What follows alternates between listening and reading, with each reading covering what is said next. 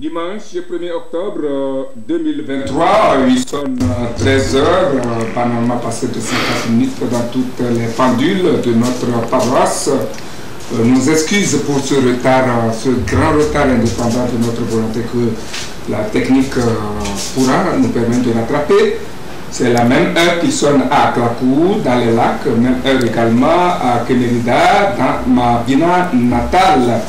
C'est l'heure de votre messe qui va s'articuler autour des chapitres suivants.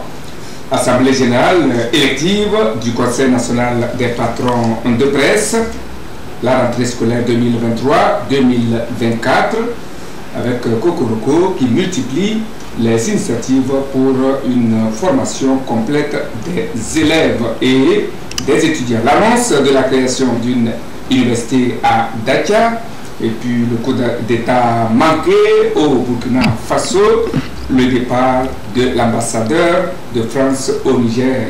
Tout ça a égrené en une soixantaine de minutes avec sur ce plateau, dans l'ordre de leur arrivée plus tôt, Mayaba Kwame, il est directeur de publication du journal Symposium.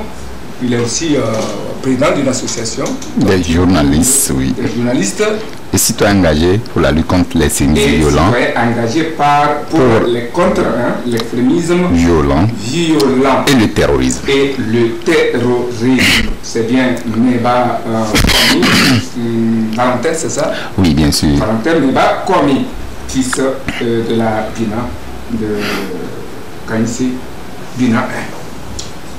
Et puis l'invité, l'autre invité, c'est un habitué de ce plateau. Lui, c'est bien Germain Pouli, directeur de publication, vous le voyez à droite, dans sa coupe de la tête aussi particulière, directeur de publication du journal Le Réveil. Il nous vient aujourd'hui avec une deuxième casquette.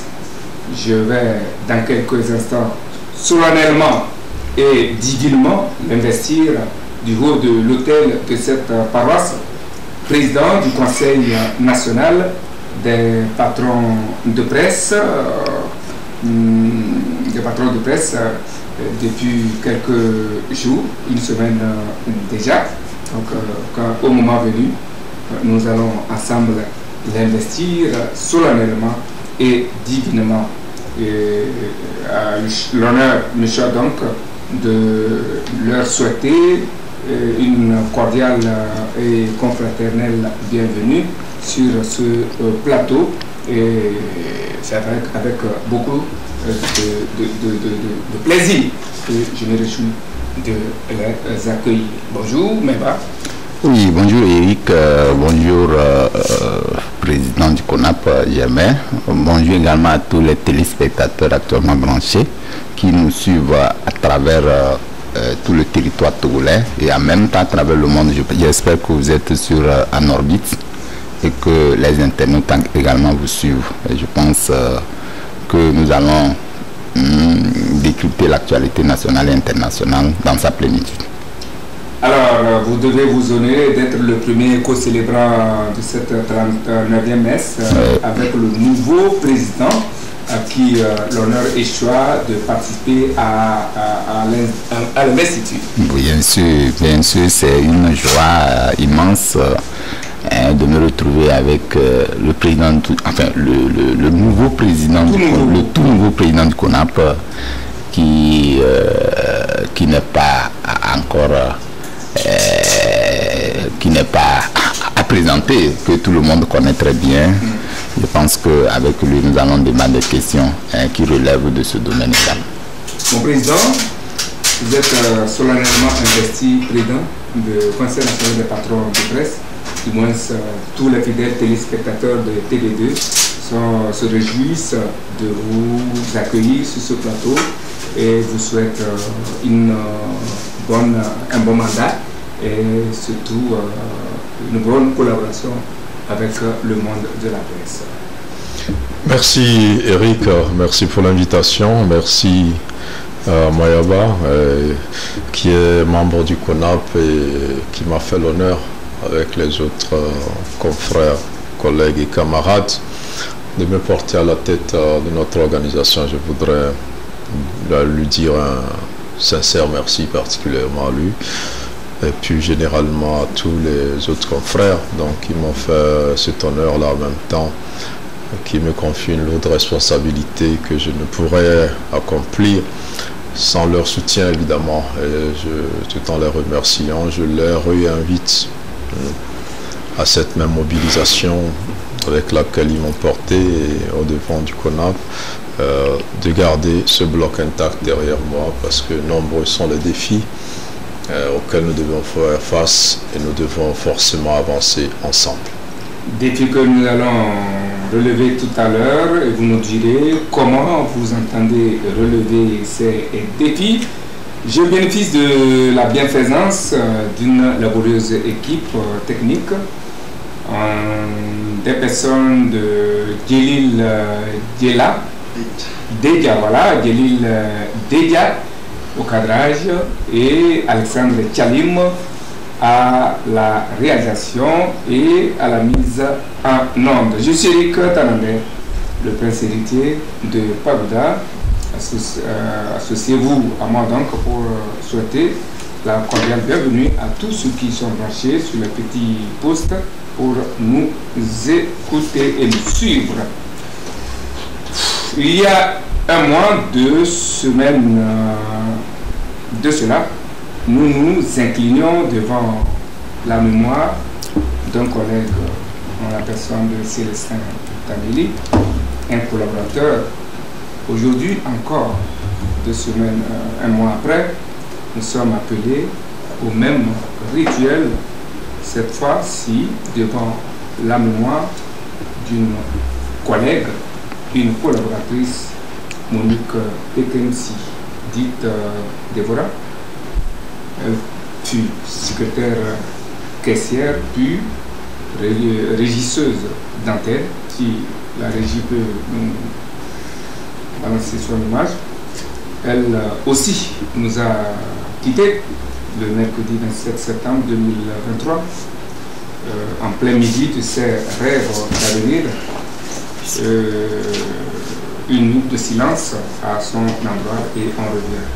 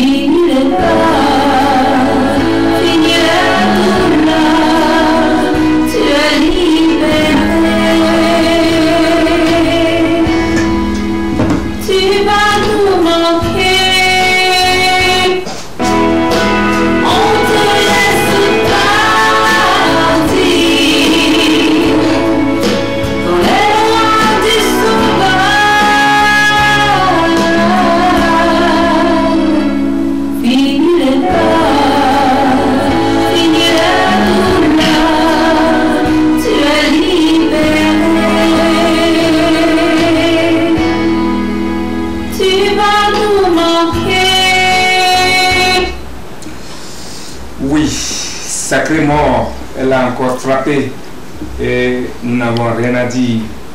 Ses désirs sont des ordres à respecter et ses décisions irrévocables. Hier, Célestin, aujourd'hui, Monique Ekensi. à qui le tour demain, personne ne le sait, et c'était Dieu. Paix à son âme et condoléances à la famille éplorée.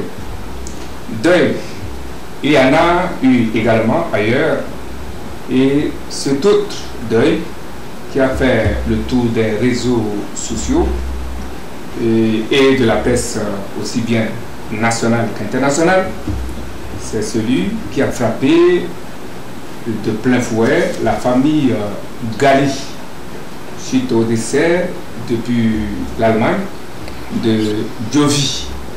Donc Jovi Ghali, ancien maître, ancien ministre des droits de l'homme, avocat à la cour, homme politique, qui a lui aussi tiré sa révérence.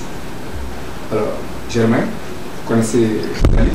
Quel souvenir gardez-vous de ce temps que nous pleurons depuis quelques jours? Oui, mais avant de parler de Jovi Ghali, j'aimerais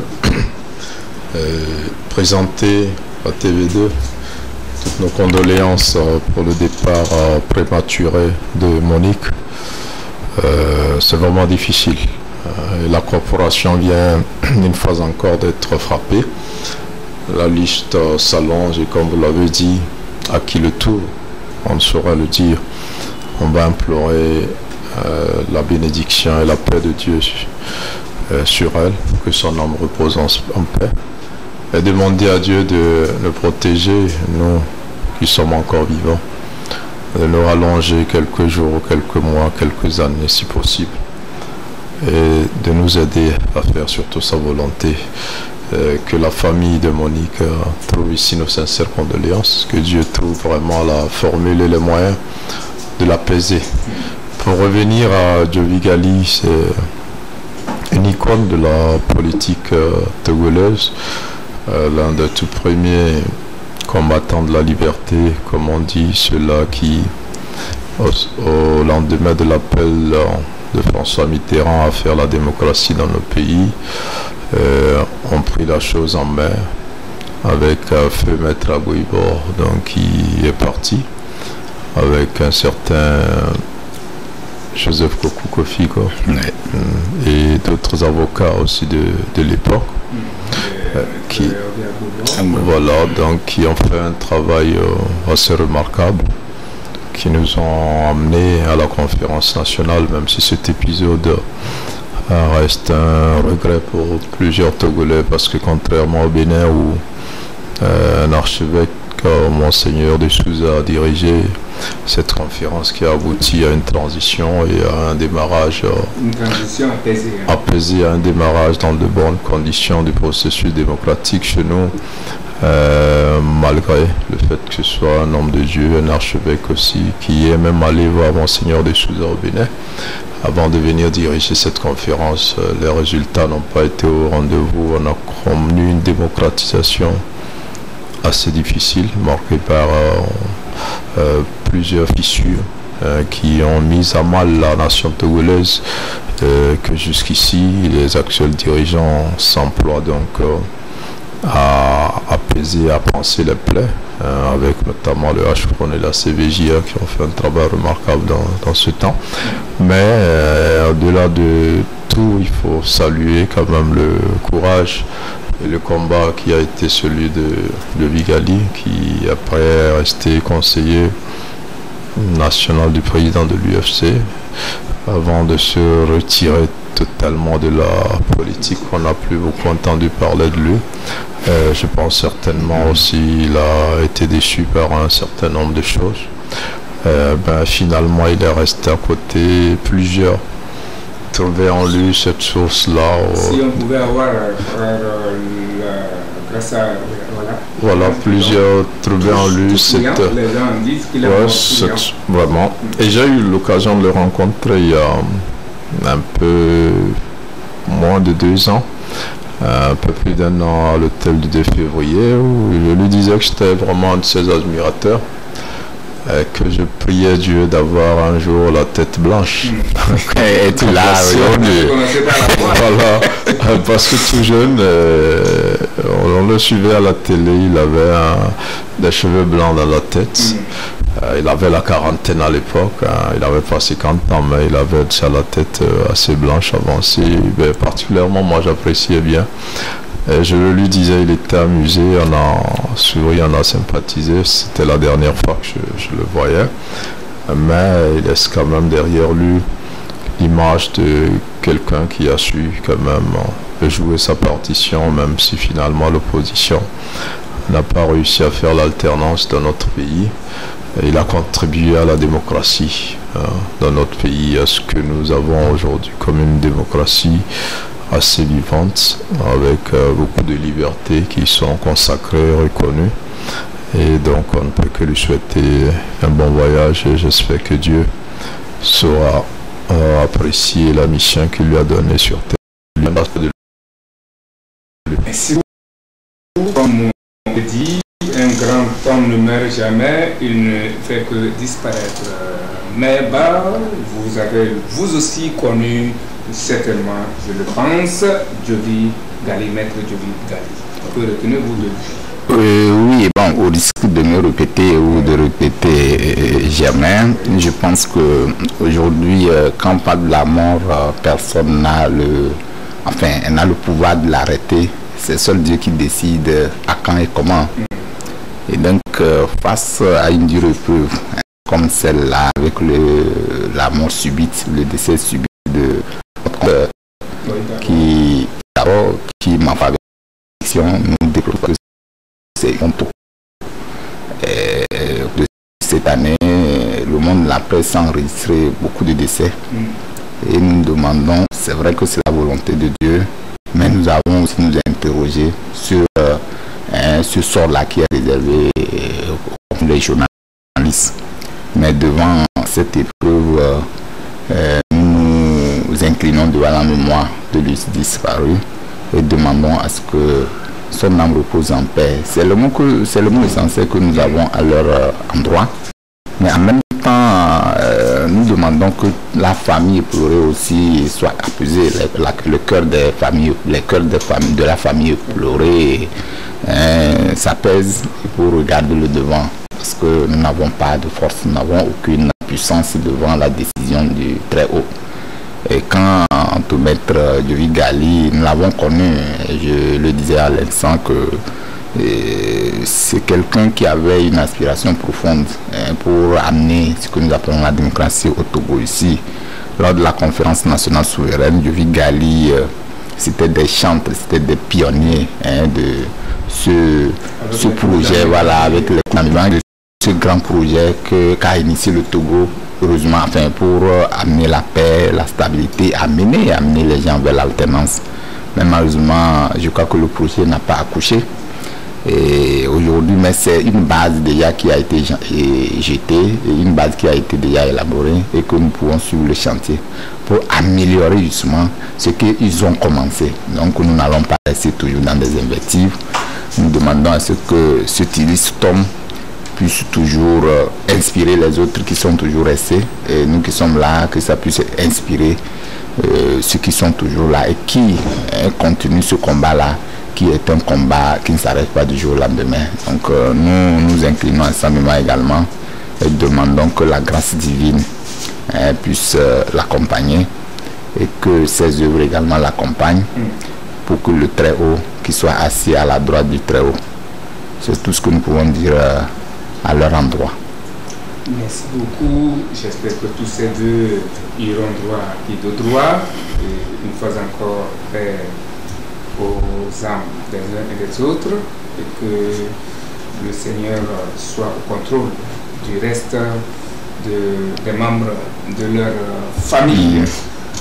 Venons-en à la messe proprement dite, et nous démarrons cette messe avec l'Assemblée générale élective du Conseil national des patrons de presse, qui a accouché d'un nouveau bureau dont le président Germain Essohana Pouli, directeur de publication du journal, Togo Réveil que je m'apprête donc à investir solennellement devant Dieu et devant nous tous, avec toutes les félicitations qu'il mérite au regard du score. Il a engrangé 93 voix sur 95 votants. Disons qu'il a raflé. Il a raflé. Vous avez mon président failli faire le même score que feu général et allemand à la présidentielle de 1998, lorsqu'il avait remporté un score de plus de 98% de voix. J'espère que une semaine après, vous avez fini de gérer vos émotions pour nous dire sur ce plateau aujourd'hui, avoir posé, comme vous savez le faire, les défis qui vous attendent, car c'est ça qui nous intéresse nous autres. Avec vous, nous avons souhaité et demandé la présence de l'ancien président pour nous dire, lui, un mot sur son parcours en termes de bilan, mais hélas, il n'est pas arrivé. Alors, mon président, il ne vous appartient pas, en tant que nouveau président, de nous parler de ce que l'ancien bureau a fait ou n'a pas fait, mais plutôt de nous parler, nous, de ce que vous entendez, ce qui vous attend comme défi et comment vous entendez relever ces défis. D'abord, vos sentiments après cette élection, quand vous avez appris à l'annonce des résultats que c'est vous qui avez été donc fait le choix qui a été fait, l'objet du choix d'un confrère qui était là. C'est une joie, mais en même temps c'est une préoccupation parce que quand comme vous l'avez dit, quand pratiquement c'est un plébiscite, c'est que tous les votants donc donnent leur confiance. Ça fait beaucoup de pression en termes de responsabilité. Dans le premier défi, c'est faire en sorte à ne pas décevoir ceux qui ont voté pour moi, ce capital confiance qu'ils ont placé en moi. Donc c'est le premier défi, la première préoccupation. Mais après, les autres préoccupations qui sont connues, avant de les aborder, permettez quand même que je salue le travail qui a été fait par le bureau sortant, le président Arimia Tchanyao, qui a fait 2 mandats, plus un léger bonus de 1 an dû aux circonstances qu'on connaît. Ouais. Il y avait la crise sanitaire et qui a fait que finalement l'Assemblée générale élective qui devait permettre au renouvellement du bureau a eu lieu seulement cette année. Alors il a réussi beaucoup de choses. Il a mis en branle aussi plusieurs chantiers qui nous appartiendra de poursuivre. Et nous arrivons aussi avec quelques innovations parce que le contexte aussi devient plus particulier. C'est vrai que ce n'est pas propre à la presse togolaise, mais c'est un peu propre à la presse africaine et un peu propre à la presse en général à travers le monde. Donc le premier défi en tant que presse togolaise, le défi d'être de vraies entreprises de presse. Vous savez que pour la plupart nous sommes passés de organes de presse à entreprises de presse et la plupart des patrons des organes de presse sont devenus des patrons d'entreprises de presse. Et avec tout ce qu'il y a comme exigence pour gérer une entreprise, nous devons travailler ensemble pour devenir de vraies entreprises. Parce que quand nous prenons la presse togolaise aujourd'hui dans son ensemble, la précarité réelle, nos entreprises ne sont pas si productives, ne font pas beaucoup de bénéfices, on attend beaucoup d'aides et de subventions qui ne sont pas toujours au rendez-vous. Et ce qui fait que les patrons de presse eux-mêmes vivent difficilement Et je ne parlerai même pas de leurs collaborateurs journalistes qui baignent carrément dans des difficultés. Ouais. Nous savons des organes dans lesquels les journalistes sont des arriérés de 4 mois, voire 5-6 mois. Voire 10 mois, pourquoi pas 10 mois. C'est énorme, c'est énorme. Et je pense que dans des entreprises où on ne respecte même pas le SMIC, dans des entreprises où on a signé une convention collective qu'on ne pourra même pas respecter parce qu'on n'arrive même pas à respecter le SMIC pour espérer payer nos collaborateurs selon leur qualification et leur rendement, il va falloir revoir notre façon de fonctionner. Donc notre mandat, nous le plaçons sous le signe d'un repositionnement de la presse, de Gauleuse d'abord. En tant qu'entreprise, nous devrons savoir gérer une entreprise et nous allons former tous les membres du CONAP à la gestion, au management des entreprises et comprendre qu'une entreprise doit être productive et faire des bénéfices. Tant que vous n'avez pas ces deux objectifs-là, vous ne pouvez pas évoluer.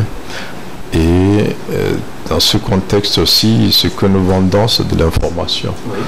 Et cette information-là, nous devons innover dans l'offre que nous proposons parce que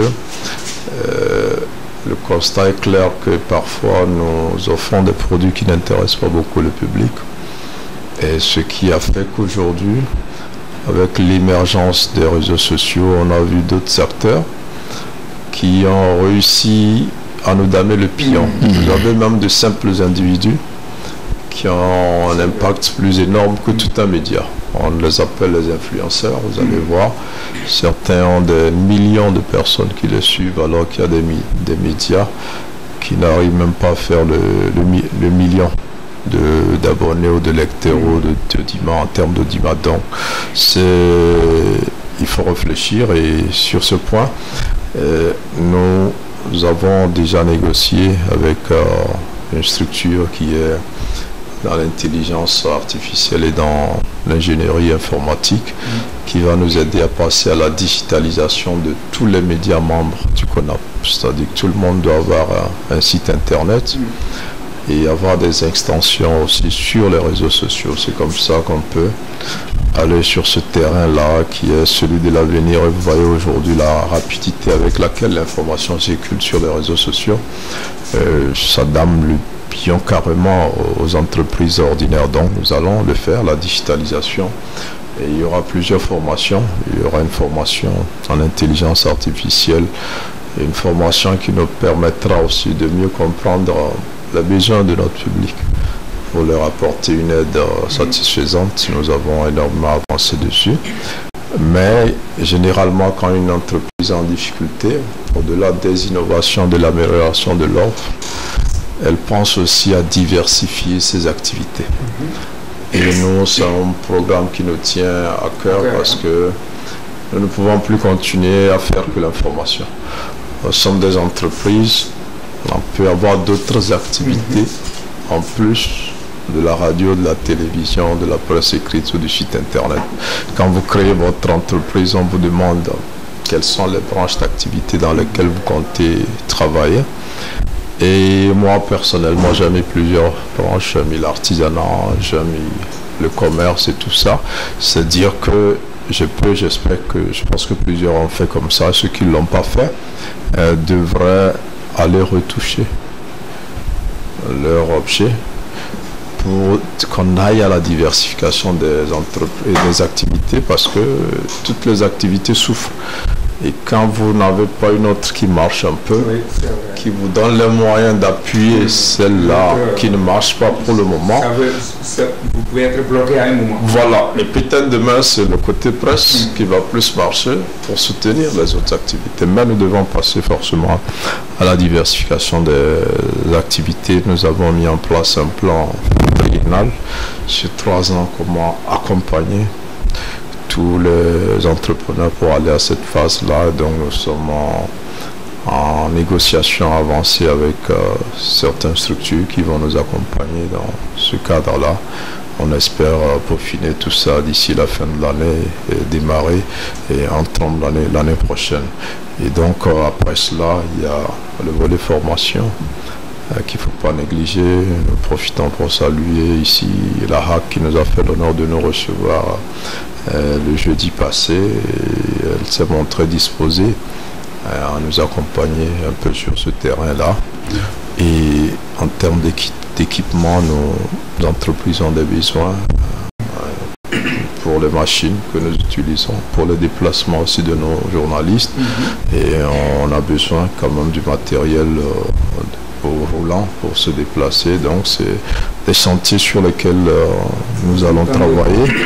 Et vous exprimez, hein? Oui, on va. Mais il y a un vieux problème. Je ne sais pas ce que le nouveau bureau pense de ça. C'est vrai, l'ancien bureau a tenté, mais ça ne va pas toujours. C'est le problème de la commercialisation. Je veux là parler de la vente, surtout de nos journaux. On dirait que ce n'est plus ça sur le marché. Les gens ne s'intéressent plus aux journaux, on n'achète plus. Et même pour nous qui sommes à la télé, à la radio, on n'a plus les plages publicitaires, les insertions publicitaires, et puis pour la presse bien sûr, et les plages publicitaires pour la télé, la radio, même les reportages. Ce n'est plus ça comme c'était dans les années 2000, 2020, 2001, jusqu'à 2005 par là. Je pense que vous entendez faire. Vous avez raison, mais ça ne va pas être une solution magique. Nous, on va essayer, mais j'espère qu'on va travailler ensemble. Nous avons un concurrent qu'on a banalisé ou qu'on n'a pas pris au sérieux pendant longtemps, ce sont les réseaux sociaux. On a cru qu'on était toujours maître du jeu au niveau des médias. Et alors qu'on les appelait les nouveaux médias, on n'a pas fait attention à ça. On a pensé que c'était un jeu.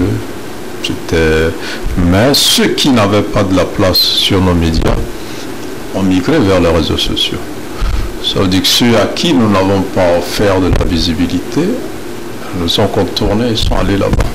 Ça veut dire qu'on doit innover, on doit revoir notre offre. C'est déjà notre faute à nous. C'est les gens, et aujourd'hui, ils se moquent des médias. Ben, nous encore, ça passe. Les grands médias souffrent plus que nous. Parce que personne ne leur accorde plus du crédit, personne, on peut valablement les contourner. Et vous allez voir aussi que ces médias essaient d'être présents aussi sur les réseaux sociaux. Et la chance que nous avons en tant que médias, c'est que nous sommes des professionnels de l'information. Nous savons collecter, traiter, diffuser l'information. Et sur ce plan-là, tous ces nombreux acteurs qui sont sur les réseaux sociaux, nous pourrons y être et créer la différence, parce que si on veut une information crédible, on viendra vers nous. Et nous permettrons aussi tous les utilisateurs de ces réseaux-là de pouvoir faire le tri sur ce qui est vrai, ce qui est faux. Mais si on n'est pas présent, on ne pourra pas. Et vous verrez que la digitalisation, comme on l'a dit, est incontournable. L'Internet, c'est le présent et l'avenir, et ça vient dans tous les domaines. Dans tous les domaines, vous verrez qu'aujourd'hui même on parle de l'intelligence artificielle qui va faire perdre du boulot à plusieurs personnes, et ça ne va pas s'arrêter. Les choses vont toujours évoluer parce qu'il y a toujours de la recherche, des révolutions, des innovations, et si nous ne sortons pas vite de notre cadre traditionnel, nous allons disparaître. Nous allons disparaître, et nous on n'a pas une solution toute faite, on n'a que des débuts de solutions qu'on va expérimenter ensemble, et en espérant qu'il y aura une certaine efficacité. Après, nous voulons carrément nous mettre au service du développement, parce que aujourd'hui, le problème que les citoyens ont à travers le monde, ce n'est plus des questions de liberté. Les gens sont suffisamment libres, et nous on l'a décrit dans notre préambule. Notre pays a gagné 30 places au classement mondial en termes de liberté de presse. Nous sommes 70e. On a derrière nous au moins 110 pays. Maintenant, sur le plan économique, est-ce que nous occupons cette place quand on nous compare aux autres médias dans les autres pays? Est-ce que le Togo, les journalistes togolais sont en avance sur les journalistes de 110 pays, par exemple? Non, je ne pense pas. Nous devons, on a la liberté, on nous a longtemps décrit comme les journalistes, des combattants de la liberté. Nous sommes définis comme des médias de combat.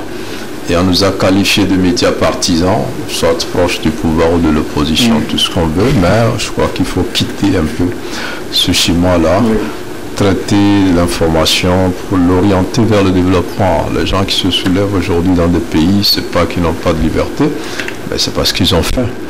Et que les gens qu'ils ont élus démocratiquement, en toute liberté, n'ont pas les réponses à leurs problèmes, mais ils laissent la démocratie, la liberté. La presse peut jouer ce rôle-là, qui a aujourd'hui un besoin, c'est de se mettre au service du développement. Ce dont les gens ont besoin pour se développer, la presse devrait pouvoir leur donner cette information. Et le 28 septembre dernier, c'était la journée mondiale de l'accès à l'information.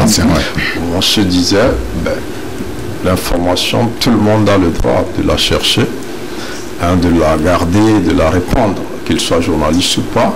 Mais nous, notre rôle devient plus important aujourd'hui parce que nous pouvons être un journalisme qui va jouer un grand rôle dans le développement. Et donc ce thème-là, c'est celui-là qui a été le thème de notre campagne, médias développement. Et sur ce plan, on va organiser une foire des médias au cours de laquelle les médias auront le temps de faire leur propre promotion, se faire connaître. Et sur cette plateforme-là, sur cette foire-là, il y aura d'autres partenaires avec lesquels nous allons essayer d'échanger sur la nécessité d'avoir plus de publicité. Mais avant cela, nous devons améliorer notre offre parce que les gens ne viendront communiquer chez nous que s'ils sont certains d'atteindre un grand nombre de cibles, et donc nous devons travailler à cela. Donc c'est un chantier énorme. Nous n'avons pas la prétention d'apporter des solutions à tout cela, mais nous allons ensemble amorcer des débuts de solutions. Peut-être dans 2 ans ou dans 4 ans, je ne sais pas, le nouveau bureau qui viendra pourra poursuivre ce travail-là parce que ça va être un travail de Inch'Allah, que ce soit avec vous, Mayaba, comme vous êtes journaliste, c'est peut-être vous qui pouvez nous dire un mot sur le travail du bureau sorti en tant que simple journaliste. Avez-vous été satisfait totalement, moyennement, beaucoup ou pas du travail abattu par l'ancien bureau, le bureau sortant? Oui, je crois que à votre question, il est un peu mitigé de dire avec exactitude si nous avons été satisfaits ou pas. Mais ce que nous pouvons noter, c'est de constater qu'aujourd'hui, avec l'ancien bureau, il y a eu un début de quelque chose. Nous avons pensé à ce que nous appelons la convention collective. Je pense que le président l'a relevé. Aujourd'hui, c'est d'atteindre ces objectifs-là. Ça veut dire qu'aujourd'hui, cette convention collective a été signée. Mais le hic dans ça, est-ce que la signature de cette convention collective-là peut être respectée? Si, du moment où nous signons un projet où on n'arrive pas à respecter, je pense qu'il va falloir faire de manière à ce que nous travaillions là-dessus avec justement le nouveau bureau qui arrive. C'est pourquoi dans sa chute, j'ai apprécié quand il dit que c'est ce que l'ancien bureau a fait, il peut continuer dans ce sens-là et améliorer également ce qui a amélioré. Je pense qu'aujourd'hui, le plus important, c'est que nous sommes arrivés en s'entendre à la signature de cette convention-là. C'est de travailler avec les autorités en place pour voir comment est-ce que nous allons faire pour respecter justement cette convention, surtout qu'il y a des difficultés que tout le monde, personne ne peut oublier avec les différentes crises que le Togo a connues, qui a affecté également le monde de la presse. Nous sommes loin de dire aujourd'hui que nous pouvons nous dire que non, nous pouvons respecter la convention. Mais c'est progressivement que nous allons savoir comment est-ce que nous allons s'y prendre pour que ces défis-là, qui ont été les bases qui ont été jetées là, puissent quand même trouver des réponses avec nos confrères que nous sommes et puis avec nos collaborateurs pour quand même ensemble travailler pour le développement de notre pays. C'est très important. Et pour ce que le nouveau bureau a décliné, enfin le président vient de décliner comme défi, je crois que c'est des défis énormes. C'est des défis énormes. Du jour au lendemain, nous ne pouvons pas dire que non, ce qu'il dit c'est irréalisable. Il a dit en chutant également que non, même ce qu'ils ont jeté comme base ou comme ce qu'ils ont commencé à initier. Si d'autres peuvent venir terminer. Je pense que c'est une continuité, surtout que les réformes aujourd'hui, il est faux. Nous n'allons pas parler que des réformes au niveau politique. Il faut des réformes dans notre domaine également. C'est pourquoi la digitalisation dont nous parlons aujourd'hui, nous sommes en train d'être oubliés au détriment des nouveaux médias, comme nous appelons les réseaux sociaux. Comment faire pour nous inscrire dans cette logique, pour qu'on nous distingue également entre nous, médias, et les nouveaux réseaux sociaux. Et donc, pour faire la part des choses, je pense que c'est un défi qui est énorme. Nous allons ensemble travailler sur ces projets-là pour qu'ensemble nous retrouvions satisfaction. Parce que nous n'allons pas rester, nous n'allons pas éternellement rester pour dire que non, nous n'avons pas de l'aide de l'État à la presse. Effectivement, l'aide, comme son nom l'indique, c'est l'aide. C'est-à-dire qu'on ne vient pas vous apporter des réponses à vos problèmes d'entreprise. Donc il faut que nous créions de la richesse. Il faut que nous travaillions de manière à ce que notre entreprise puisse quand même véritablement être une entreprise productive. Et en cela, je salue son projet et je pense que nous tous nous sommes d'accord, parce que ça s'inscrit dans le cadre des difficultés que les médias ont aujourd'hui. S'il faut véritablement travailler sur ces projets-là, nous allons nous frotter les mains en ce qui concerne les difficultés que nous avons, même si ce n'est pas à 100%. Nous allons essayer de voir dans quelle mesure nous pouvons accompagner nos entreprises, qu'elles soient réellement des entreprises productives. Très bien. S'il m'était permis de me prononcer, je ferai moi aussi un coucou spécial au bureau Tchano, au bureau sortant, surtout par rapport à la professionnalisation de la presse. Outre la signature de la convention, il faut dire que ce bureau, en 4 ans et peut-être un peu plus, a beaucoup œuvré dans la professionnalisation de la presse. Et ce qui me réjouit, c'est ce témoignage qui m'est venu du Burkina Faso. J'ai un ami là qui nous suit, présentement il serait là en train de nous suivre, qui un jour m'a appelé et m'a dit que honnêtement, il voudrait jeter des fleurs à la presse togolaise. Je lui ai dit merci pour cette reconnaissance. Il dit que c'est surtout dans l'affaire Mali, coup d'État au Mali, et surtout tout dernièrement le coup d'État au Niger, et tout ce qui planait sur la tête du Niger en termes d'intervention militaire, qu'il jure que le Togo, la presse togolaise, a joué un rôle très capital dans la révision du comportement de la CEDEAO et de la France. Sans, bon, pour ne pas exagérer, que sans la presse togolaise et les autres, et bien, la CEDEAO et la France iraient droit à l'intervention. Et donc, l'aide d'État qui ont eu lieu sur la chaîne nationale togolaise et la presse écrite, qu'il a eu à suivre et à lire, vraiment, il jette les fleurs à la presse togolaise. C'est là que j'ai vu que nous ne prêchons pas dans le désert. Et donc, félicitations au bureau sortant pour ce travail très bien abattu dans le sens du professionnalisme. Et je connais mes frères ici présents. Je pense que c'est un chantier qui va devoir continuer. Et personnellement aussi, quand j'écoute les confrères, que ce soit quand je lis les articles, quand j'écoute les journaux, quand je suis les débats, franchement, on ne peut pas danser et s'apprécier, mais je respecte beaucoup les confrères des radios, télévisions, de la presse écrite togolaise. Je les admire beaucoup.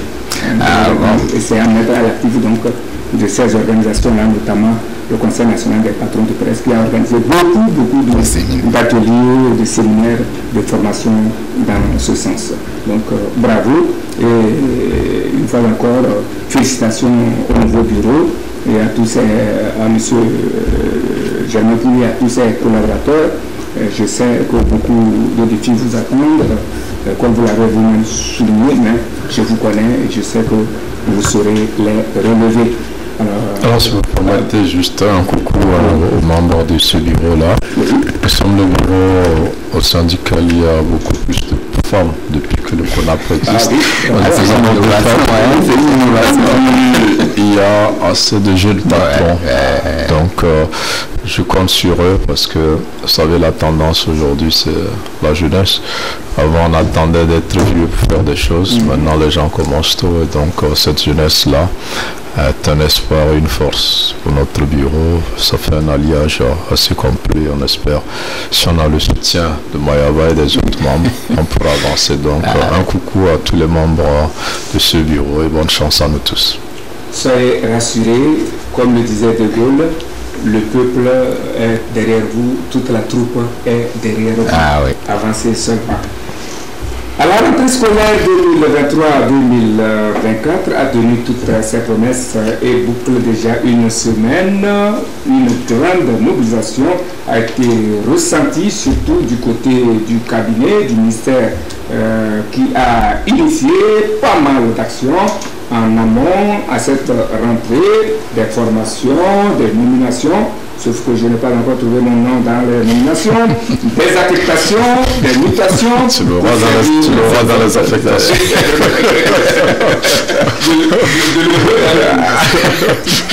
Des mutations donc pour servir dans toutes les contrées du pays, et ce n'est pas encore fini, car chaque jour que le Seigneur fait, des décisions et des consignes continuent de tomber pour réajuster les choses là où ce n'est pas encore ça. La preuve, le gouvernement, toujours par le truchement du ministère des Enseignements, vient de décider de la fermeture du lycée du 2 février pour une cause de dégradation très avancée de la bâtisse en vue de sa réhabilitation. Élèves et enseignants de ce lycée ont été automatiquement repartis dans les établissements de la zone, de même que le personnel administratif. Ce bâtiment, le lycée 2 février, donc ce bâtiment du lycée de 2 février, vous vous en souvenez, qui date de 1992, redevient un chantier dans quelques jours. Germain, notre question, c'est d'abord de savoir si vous avez fait le même constat que moi par rapport à la marque spéciale que les autorités ont accordée à cette rentrée cette année. Oui, cette année, la chose, il y a eu plusieurs innovations, c'est vrai, mais comme toutes les rentrées depuis 2-3 ans, l'État a mis les bouchées doubles pour que ces rentrées-là puissent être effectives, et loin de nous le douloureux souvenir des rentrées marquées par des menaces de grève. Tout le temps, on avait coutume de ça. Aujourd'hui, on n'entend plus parler de grève. Les parents ne s'inquiètent plus de se dire mais les enfants iront à l'école.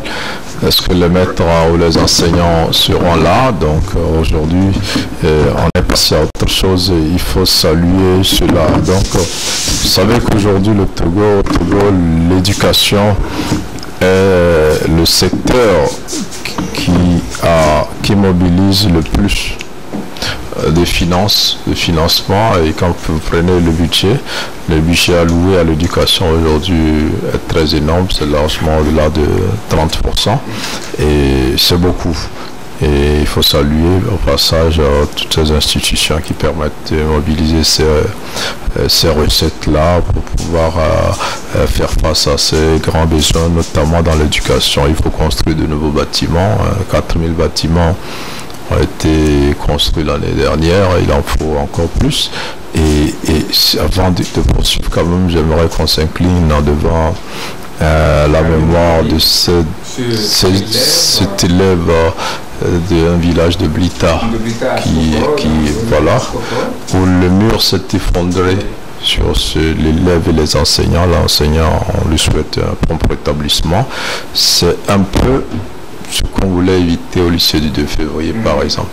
On n'a pas vu la chose venir, et il y a eu des critiques autour de ce report-là, cette fermeture, mais il n'est jamais trop tard pour mieux faire. Si on pense que les murs ne sont pas en bon état, que le bâtiment risque à tout moment de créer des problèmes à ses occupants, il vaut mieux fermer, prendre le temps de faire les travaux, espérant que ces travaux-là se fassent bien et dans les meilleurs délais pour que les élèves et enseignants retrouvent leur ancien lycée.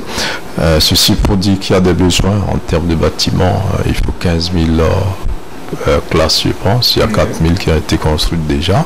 Il faut de l'argent pour passer à tout cela et le gouvernement s'attelle. Donc en Afrique, surtout dans notre zone, on peut dire que le Togo est ce pays-là qui met le plus de moyens dans l'éducation. Et il y a eu un récent sommet en Grande-Bretagne où on avait demandé au pays de consacrer 28% de leur budget et 25% de leur budget à l'éducation. À l'époque, le Togo allait à ce sommet avec 28% déjà. Aujourd'hui, c'est au-delà de 30%. Les besoins sont encore nombreux. Il faut encore mettre de l'argent et on espère que l'État trouvera ces moyens-là parce que l'école, c'est l'avenir. Il faut préparer l'avenir et ce sont les jeunes d'aujourd'hui qui vont construire le Togo dans 15 ou 20 ans.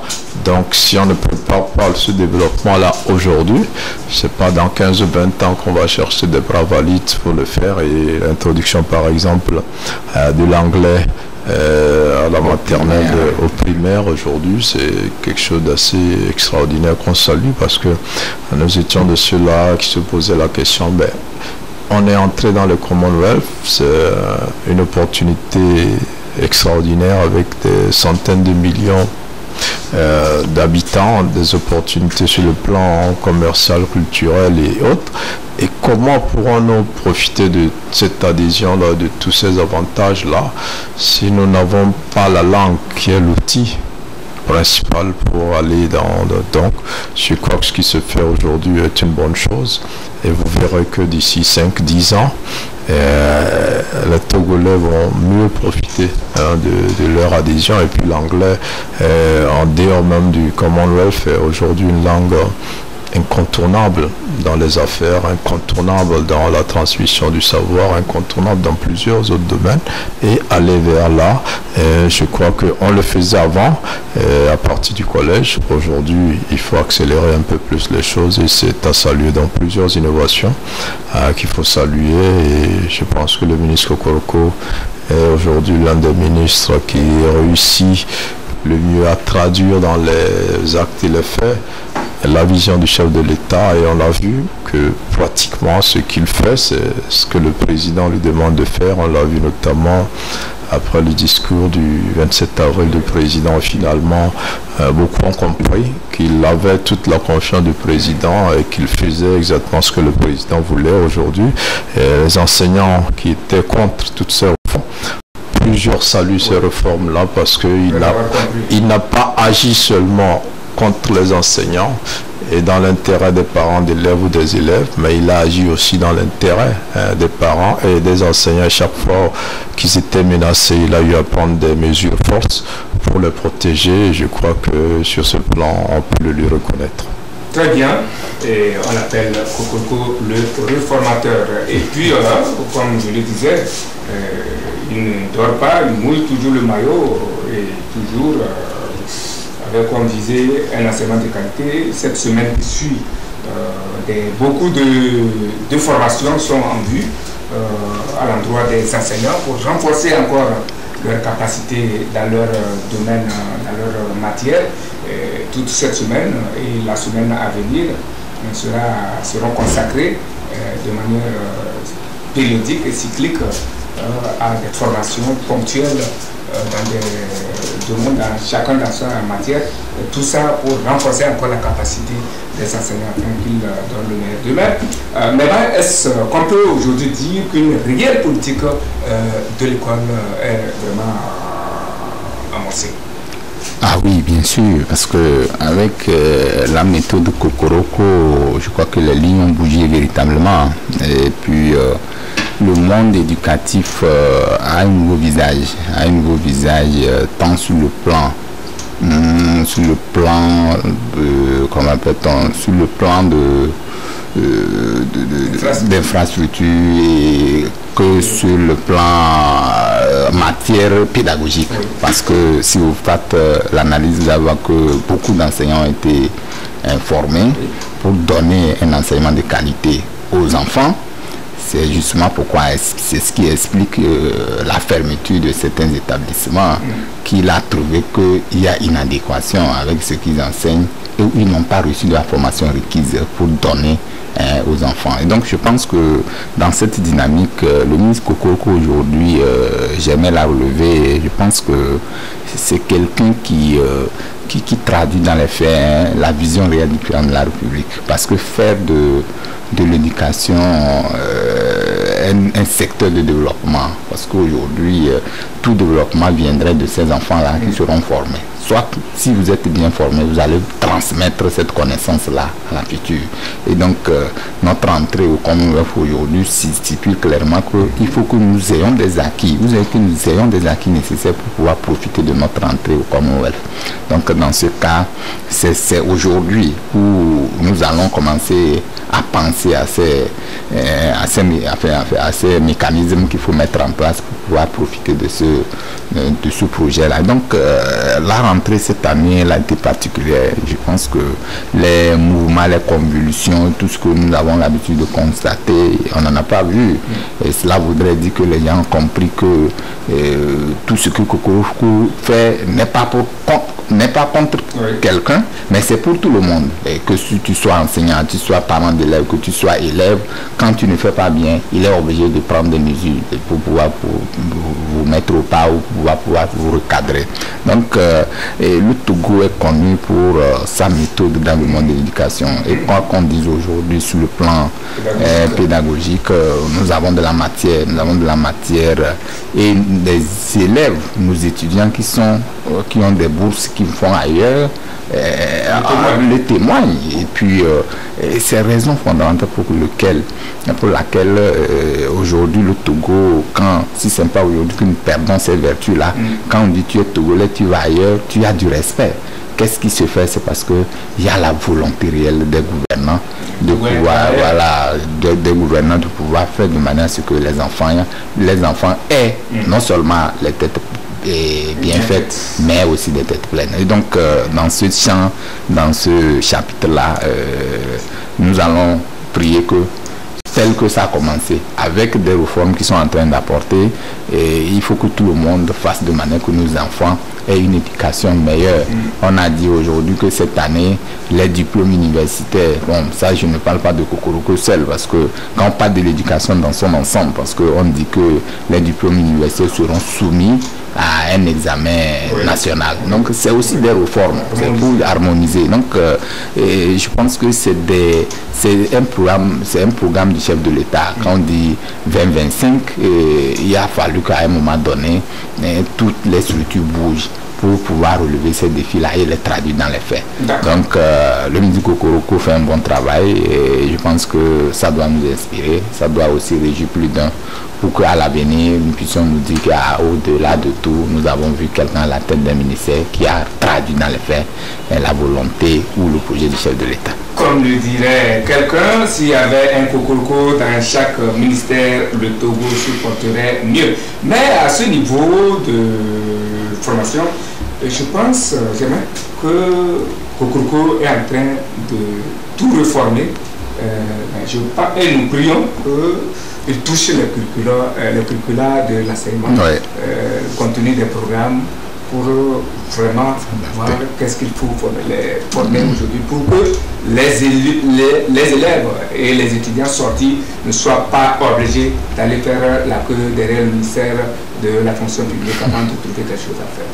Oui, tout à fait. Il faut adapter la formation aux besoins du Togo et aux besoins du monde du travail, et ça a commencé avec la création des IFAD, par exemple, donc des instituts de formation, donc, où on forme des étudiants pour être directement employables, pour être directement utiles. Et soit pour eux-mêmes, ils s'établissent à leur propre compte, soit ils travaillent dans des secteurs où il y a une réelle demande. Et donc, à la création de plusieurs IFAD, agriculture, élevage, artisanat et tout ça. Aujourd'hui, récemment, il y a eu d'ailleurs un contrat qui a été signé au niveau du ministère de l'enseignement de la formation professionnelle et de l'artisanat, où plusieurs artisans, patrons et spécialistes dans leur domaine ont signé des contrats avec ces écoles techniques, ces IFAD, pour aller former de façon pratique ces étudiants qui ont déjà reçu une formation théorique, au point quand ils sortiront, ils n'ont pas besoin d'un stage ou d'aller directement, ils peuvent être utilisés. Je pense qu'on arrive à la phase pratique de la formation. Vivement aussi que dans l'enseignement supérieur aussi on en arrive à cela, et je crois que le Togo est dans cette voie-là, surtout que le pays met le cap sur l'industrialisation.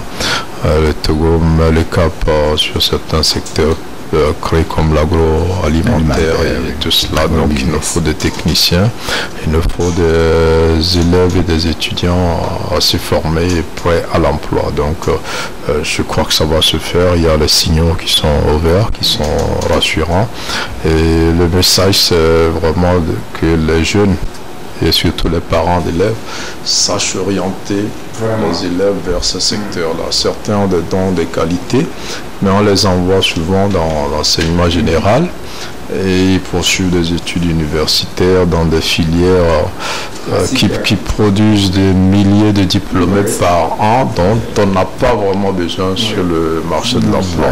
Donc il faut que les étudiants se réveillent tôt, qu'ils essaient de découvrir eux-mêmes leur passion, leurs dons, et qu'ils s'orientent, et que les parents aussi cessent d'encourager les étudiants à aller dans des filières dites propres entre guillemets, où on sort et on pourra s'habiller en costume, cravate, alors que l'Afrique est un continent qui doit se construire et qui a besoin de maîtres de ces... Voilà. Pour cette rentrée, on parle de 3 millions, peut-être un peu plus d'élèves qui ont foulé l'école. Certainement qu'à la fin, on aura des centaines de milliers d'étudiants qui vont sortir et qui vont devoir s'orienter. Le Togo n'a que 2 universités officielles publiques. L'université de Lomé, entre-temps l'université du Bénin, notre université, et puis l'université de Kara qui est née en 2005. Ouais. Voilà, 2005.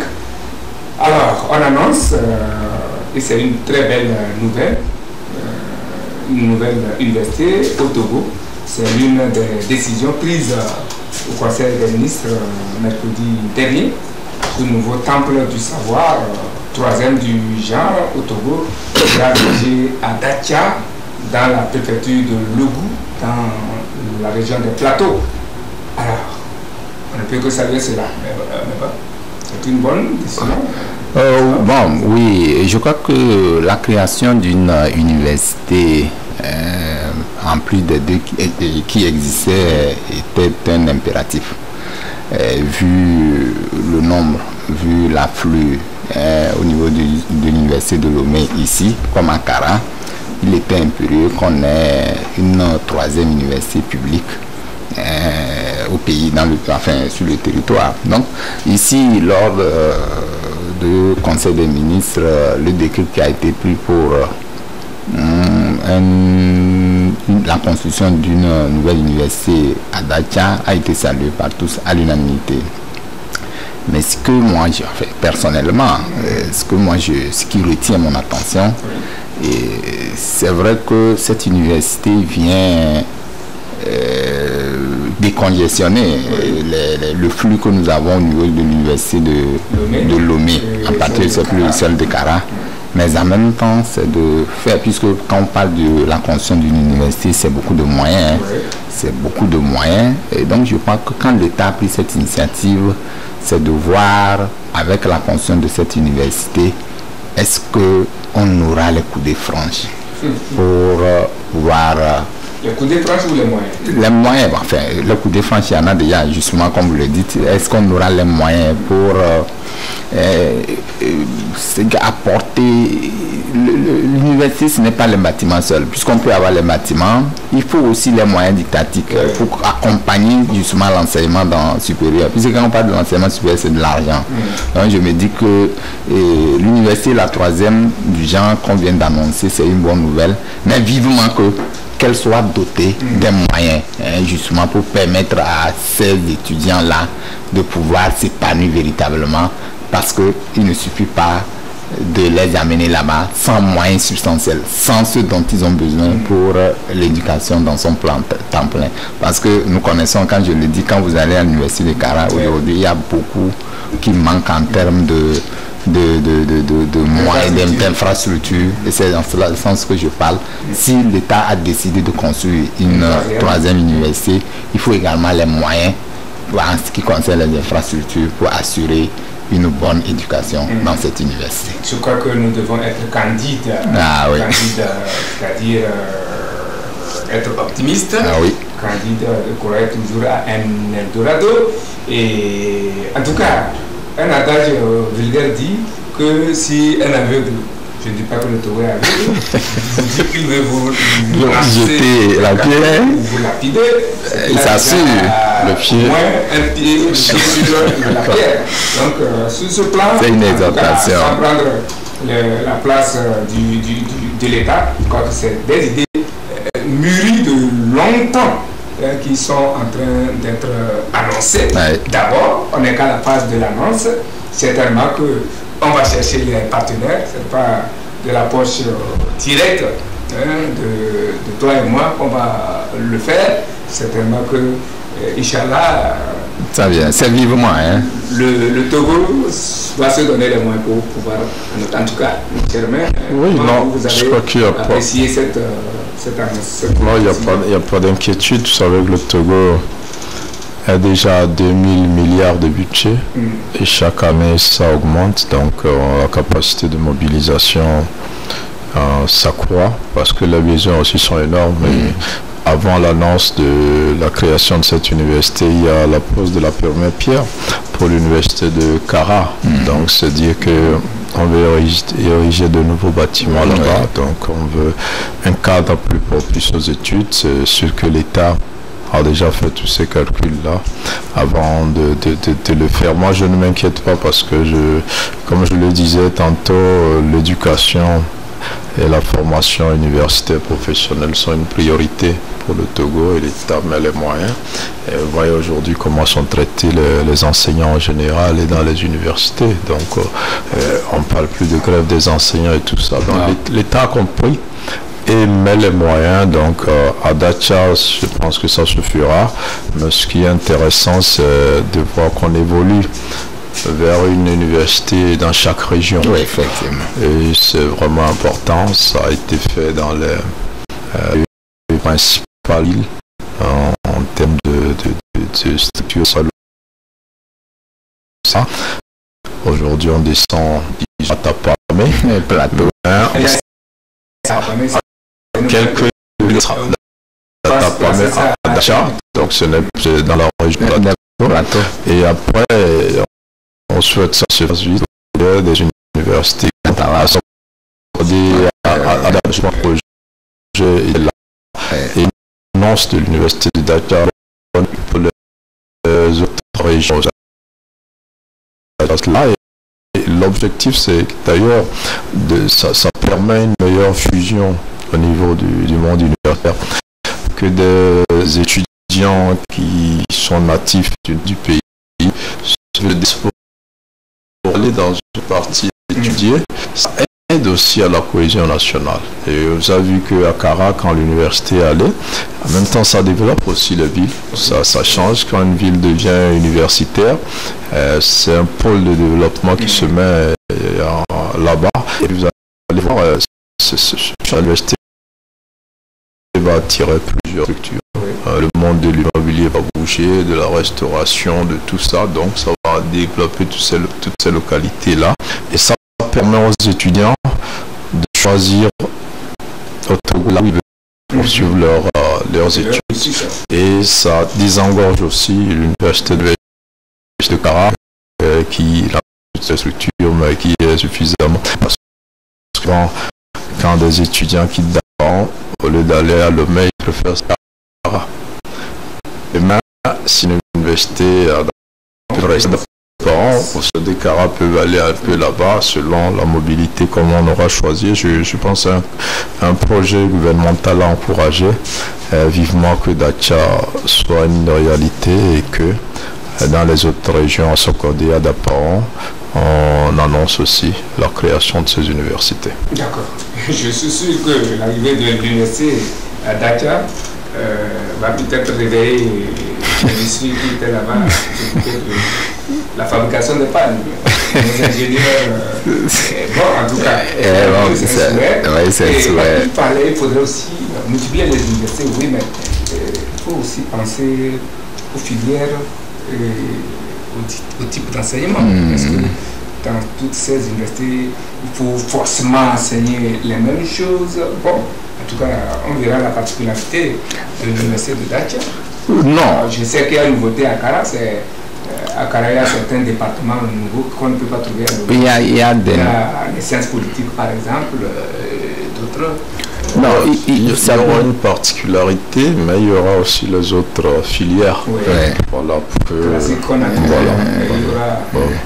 Vous savez qu'à Kara, à l'origine, c'était on devait délocaliser la faculté, l'école d'agronomie dans un premier temps. On voulait spécialiser cette région et après, donc je crois que s'ils le font par région, on essaie de monter quand même un pôle autour duquel on met quand même les autres filières parce que voilà, je pense que c'est un peu ce qu'ils sont en train de faire. Oui, je crois qu'avec la nouvelle donne aujourd'hui, je crois que les filières, vous savez, les filières actuelles que nous avons, c'est celles qui répondent aux besoins réels en ce qui concerne l'accessibilité ou en ce qui concerne l'accès aux besoins réels. C'est-à-dire que quand vous trouvez un étudiant qui s'inscrit, vous allez voir dans des universités certaines fois privées, on vous parle d'une filière que vous ne comprenez pas pratiquement. Quand à la fin, c'est quoi il va devenir.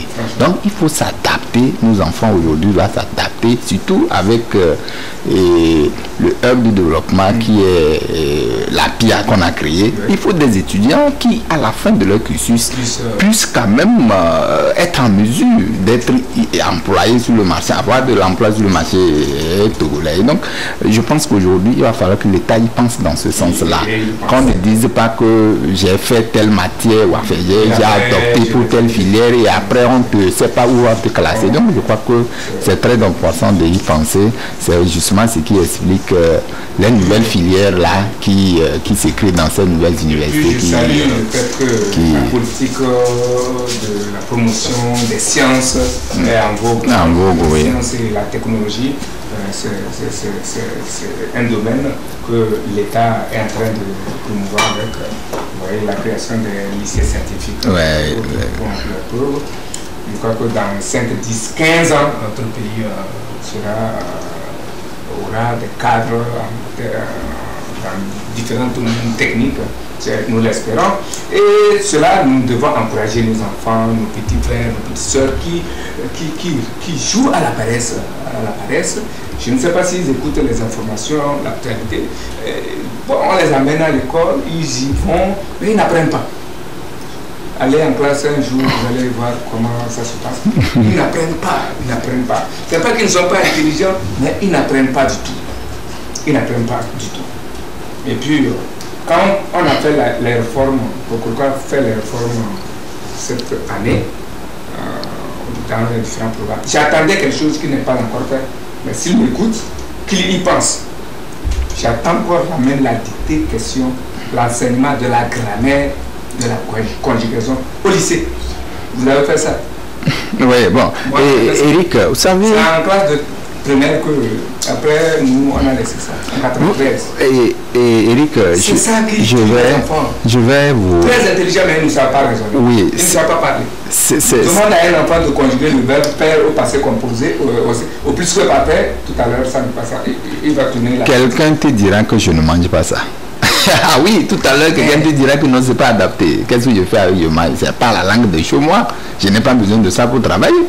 C'est une réalité. Bon, aussi pour revenir à votre question, oui, c'est notre langage, enfin, c'est notre langue universelle. C'est notre outil. Bon, voilà. Aujourd'hui, vous avez développé, vous avez dit un truc qui m'intéresse. Parce que, avec les réformes, justement, on parle de approche par compétence. Oui, voilà. Quand vous prenez des enfants, nous à notre époque, nous ne connaissons pas ça. Quand vous avez un cahier, vous faites tout, voilà, vous faites tout. Donc ça fait que les enfants aussi récitent ce qu'ils ne connaissent pas. C'est-à-dire qu'on vous dit, voilà, tel, vous bossez. Moi quand je rentre, ce qui est dans le cahier, il faut que j'ai ça dans ma tête. Ça ne me sert pas. Maintenant, l'approche par compétence aujourd'hui, c'est quoi? C'est de permettre à l'enfant, à partir de la leçon qui a été présentée, il développe lui-même. Ça, nous sommes d'accord. Ça, c'est clair. Donc maintenant, à travers cela, est-ce que l'enfant, après avoir présenté le cours, quand il le sème, et qu'il faut qu'il le retraduit, qu'il le reformule autrement, pour que l'enseignant comprenne que c'est justement ce que le texte dit. C'est le résumé en question. Donc, là où le problème se pose, c'est quoi? C'est lorsque, quand vous voyez ces enfants-là, ils n'ont plus besoin de prendre les cahiers pour aller rester sous les lampadaires, pour bosser et tout. Donc, ça fait appel à quoi? Ça fait appel à des exercices souvent qui permettent aux enfants de pouvoir quand même traduire ces exercices-là ou ces leçons-là en leur manière. Donc, je ne sais pas comment cela sera conjugué. En bon français, justement. Donc, c'est là qu'il y a un fossé énorme. Donc, je ne sais pas, les enfants aujourd'hui, en ce qui concerne la littérature, c'est pas possible. Même des universités, quand vous prenez les étudiants, ce n'est pas la même chose. Quand vous avez un étudiant qui n'arrive même pas à conjuguer une phrase, enfin, faire une phrase sans mettre un élève de conjuguer le verbe être au subjonctif présent même. Tu ne trouveras pas. Il va vous demander c'est quoi ça encore et si c'est bizarre. Et quand il tombe sur un texte à commenter dans lequel c'est de n'importe c'est forme de temps et de conjugaison. Comment il va se débrouiller? C'est compliqué. C'est compliqué, vraiment compliqué. Donc, si M. Kokoroko écoute, félicitations à lui pour ce qu'il fait pour la réforme au sein du secteur de l'éducation. Mais il nous ramène la dictée, question de l'enseignement de la grammaire et de la conjugaison au lycée, jusqu'en terminale. Bon. Le virus...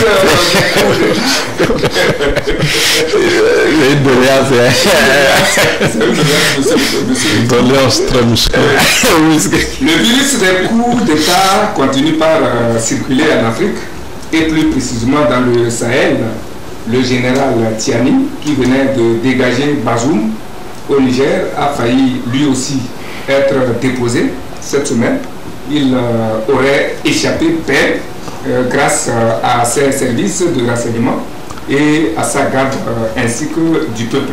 Germain, ça devient très inquiétant, cette affaire de coup d'État, et le chef d'État doit vraiment être inquiété à tout moment. Être inquiété, oui et non. En principe, quand on est élu, on n'a pas à s'inquiéter avant la fin de son mandat. Si ce n'est la maladie ou la mort, on se dit, bon, on en a jusqu'à 5 ans, 4 ans, 7 ans selon la Constitution.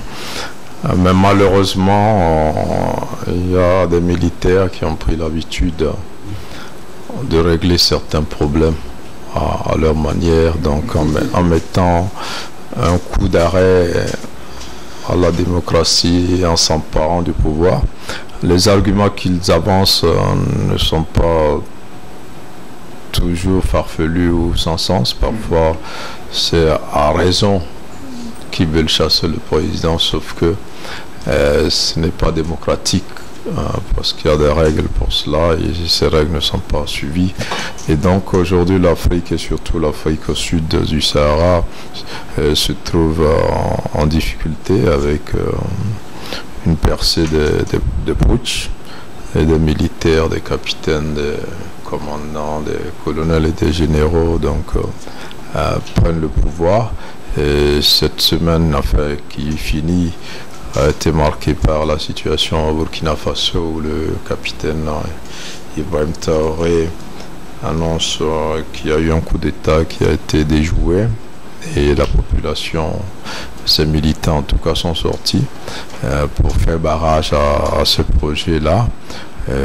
On comprend déjà que si c'était arrivé, ça ferait 3 coups d'État au Burkina Faso en moins de 2 ans. Donc, c'est Traoré. Non, j'ai compris que vous parlez du Burkina. Oui, Mais il parle de Burkina. Oui, j'ai compris, c'est pour ça que je...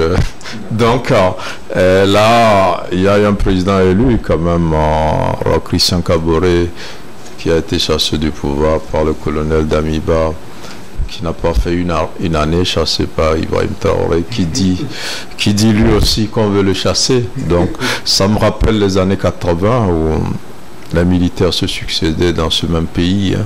On prenait Jean-Baptiste Bagaza à l'époque jusqu'à Thomas Sankara et Blaise Compaoré.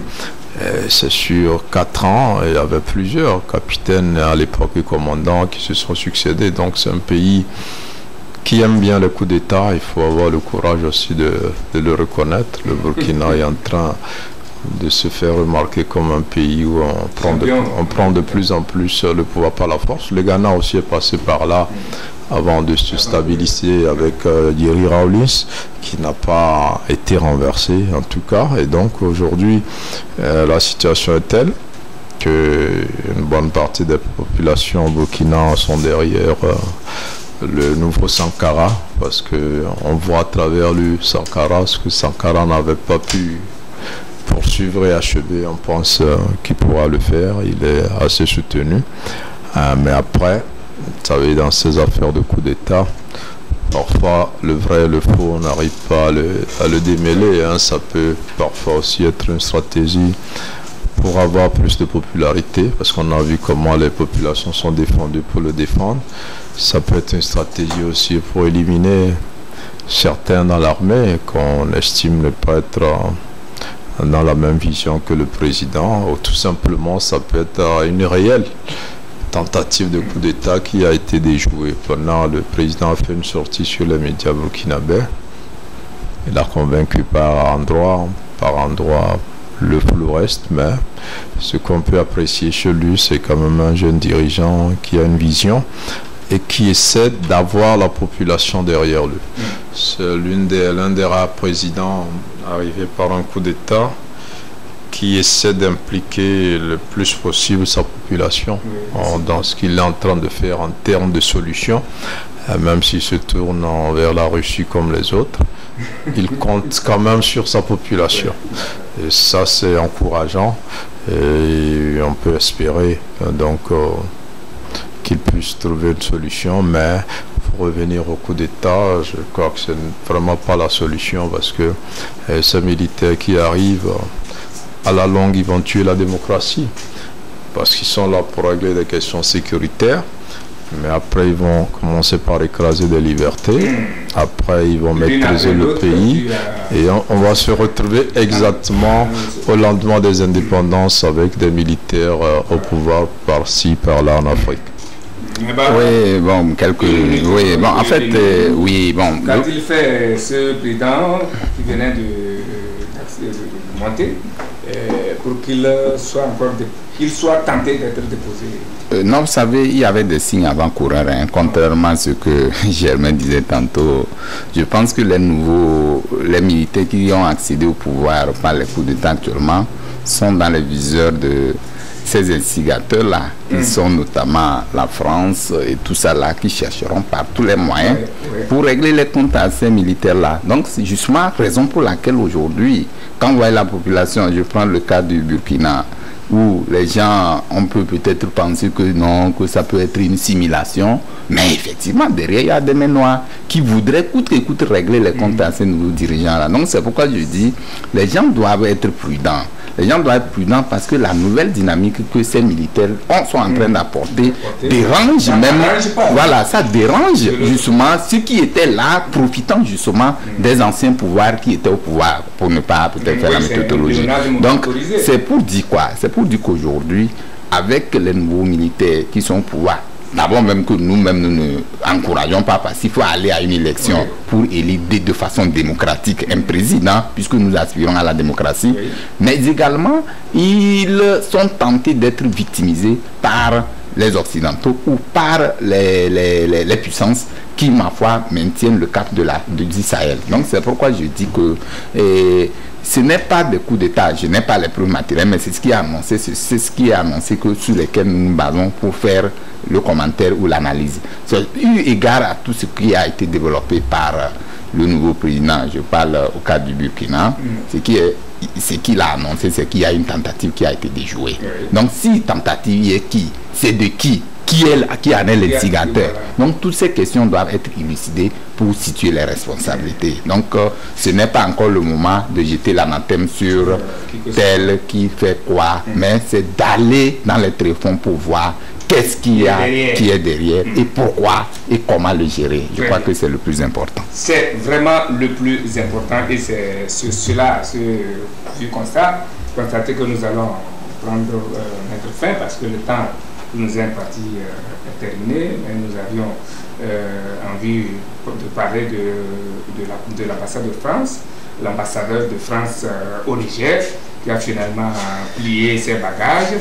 Il priait de déguerpir depuis le début du putsch dans ce pays. Le diplomate français tenait encore le câble sur consigne de son chef. Celui-ci a fini par l'appeler de regagner le bercail, ce qui fut fait. Et on peut se poser la question, tout ça pour ça. Voilà qui met fin à cette messe. Merci de nous avoir suivis. Je vous souhaite une bonne fin de semaine et un bon début de rosaire pour les fidèles catholiques du monde entier, en l'occurrence ceux de la paroisse Christ Roi d'Adétikope et de Marie Théotokos d'Abonivé à Tianmbe. Une fois encore, paix à l'âme de notre collègue et sœur Pekensi Monique. Merci à vous, chers invités. Germain Pouli, mon président. Transmettez mes félicitations et mes congratulations à et mon courage, parce que ce n'est pas facile, à toute votre équipe, car je sais que le mandat ne sera pas aisé avec les conditions du métier qui deviennent de plus en plus compliquées. Merci à vous, jeune frère Neba Komi, pour votre disponibilité. Hier que je vous ai contacté pour votre amour, pour la presse, pour vos lecteurs et vos téléspectateurs. Vous avez frayé un passage dans votre emploi du temps de ce jour pour répondre à notre invitation. Soyez remerciés et bien des choses à vos collaborateurs et également à vous, à vos collaborateurs aussi bien du CONAP que de Togo Réveil. Je tiens à dire sincèrement merci à Gélil Djela qui a joué à plusieurs postes aujourd'hui.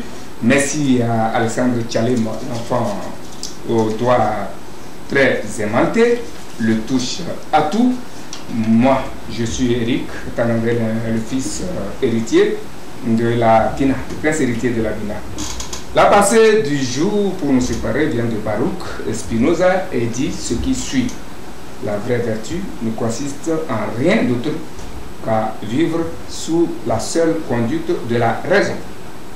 La vraie vertu ne consiste en rien d'autre qu'à vivre sous la seule conduite de la raison. Autrement dit, laissons-nous guider par notre raison.